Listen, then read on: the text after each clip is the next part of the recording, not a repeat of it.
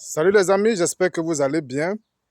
Toi là, qui fait venir ton parent de 50 ans, de 60 ans, ici en Occident, pour soi-disant que c'est pour le soigner, tu es en train de faire une grave erreur. Pourquoi? Selon la définition de l'OMS, de l'Organisation mondiale de la santé, on dit que quelqu'un est en santé quand il est dans un état de bien-être physique, psychologique et social. Donc, quand ces trois conditions-là sont réunies, on dit que la personne est en santé. Mais si une de ces conditions manque, alors la personne n'est plus en santé. Toi qui vis avec ton parent ici, pour soi disant non, je vais le soigner et tout, qu'est-ce qu'on fait? Tu l'amènes à l'hôpital. Ce qu'on va faire, c'est qu'on va lui bourrer des médicaments. C'est ça qui va le tuer après. Donc, ça veut dire que, ton parent ne sera pas en état de bien-être physique, psychologique et social. OK. Deuxième chose, il y a ce qu'on appelle je prends le pan du bien-être social. Quand on arrive ici en Occident, lui, il s'attend que les gens soient chaleureux. Il s'attend de dire que les gens lui disent bonjour, qu'il puisse échanger avec les gens, qu'il puisse aussi dire bonjour aux gens. Mais qu'il arrive là, il est largué. Personne ne lui dit bonjour. Il passe là dans la rue, personne n'a son temps. Lui, il est étonné. Il dit, mais je suis même dans quel environnement là? Et ça commence dans un mal-être social. Et il devient mal à l'aise, ton parent. Et quand ça quitte de là, du mal-être social, ça revient maintenant au côté psychologique. Ça entraîne donc, après un certain temps, ton parent va commencer à délirer. Parce qu'il ne se sent pas bien socialement.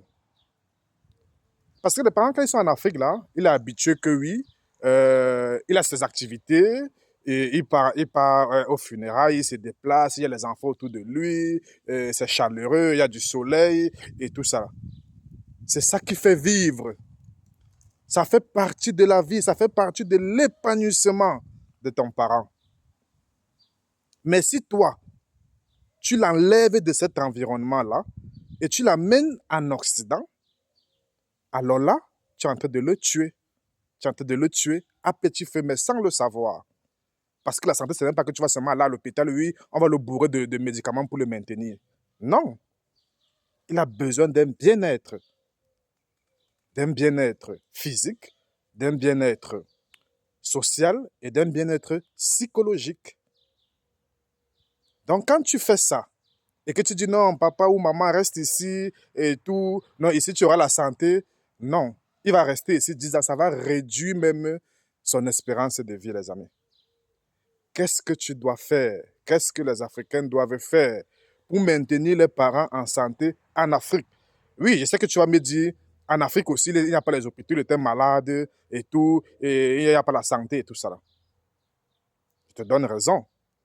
Mais il y a des choses à faire. Mais qu'est-ce qu'il faut faire dans ce cas-là?